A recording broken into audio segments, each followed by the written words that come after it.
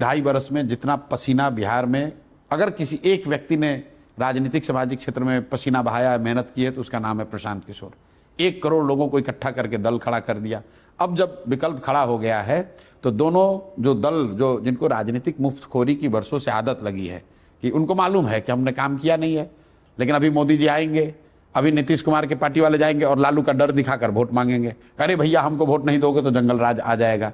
इसी तरह लालू जी को मालूम है कि उन्होंने कुछ नहीं किया है, उनके पास कोई कार्यक्रम नहीं, कुछ काम नहीं, सिर्फ जाकर ये कहना अरे भाई मुसलमानों देख लो, भाजपा फिरका परस्त शक्तियों को रोकना है, सांप्रदायिक शक्तियों को रोकना है, तो हमको वोट दो, नहीं तो भाजपा आ जाएगी। तो इन दोनों दलों को राजनीतिक मुफ्तखोरी का आदत लग गया है, काम न करना और सिर्फ दूसरे का भय दिखाकर वोट लेना। अब ये इसलिए घबराए हुए हैं कि जनता को अगर तीसरा कोई विकल्प मिल जाए, रास्ता दिख जाए, तो दोनों की लुटिया डूबने वाली है। और ऐसा मैं सिर्फ अति विश्वास में नहीं कह रहा हूं, ऑलरेडी 2020 में एक दिखा। 2020 में चिराग पासवान ने बिना किसी तैयारी के चुनाव के 10 दिन पहले कुछ लोगों को इकट्ठा करके 100 सीट पर चुनाव लड़ा दिया। तो आपने देखा कि जो मैं बात बता रहा हूं, बदलाव की या विकल्प की चाहत इतनी बड़ी थी कि अपने आप को सूरमा समझने वाले नीतीश कुमार और जदयू 70-72 से घट के 42 पर आ गए। लेकिन उसका दूसरा भी देखिए, साथ में भाजपा वाले भी लड़े, उनका देखिए दशा।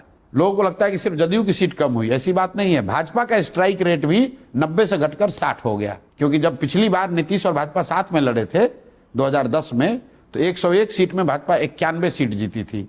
2020 में भाजपा 110 सीट लड़ी और 72 सीट जीत कर आए, उसमें चिराग पासवान नहीं लड़ रहे थे। तो अगर 2020 के चुनाव को सिर्फ आप चिराग के एंगल से देखते हैं तो आप बहुत बड़ी भूल कर रहे हैं। मैं 2020 का चुनाव देखता हूं कि जनता एनडीए से ऊब चली है, धीरे धीरे ऊब हो गई है, सुशासन का पोल खुल गया है, लेकिन उस समय वो तेजस्वी को भी, जंगल राज को भी वापस नहीं लाना चाहते हैं, तो इनको नीचे कर दिया, हटाया नहीं। इस बार जब जनसुराज का नया विकल्प उनको दिखेगा तो इन दोनों को, इनको तो हटाएगी और जंगल राज को वापस लाने का तो सवाल ही नहीं पैदा होता।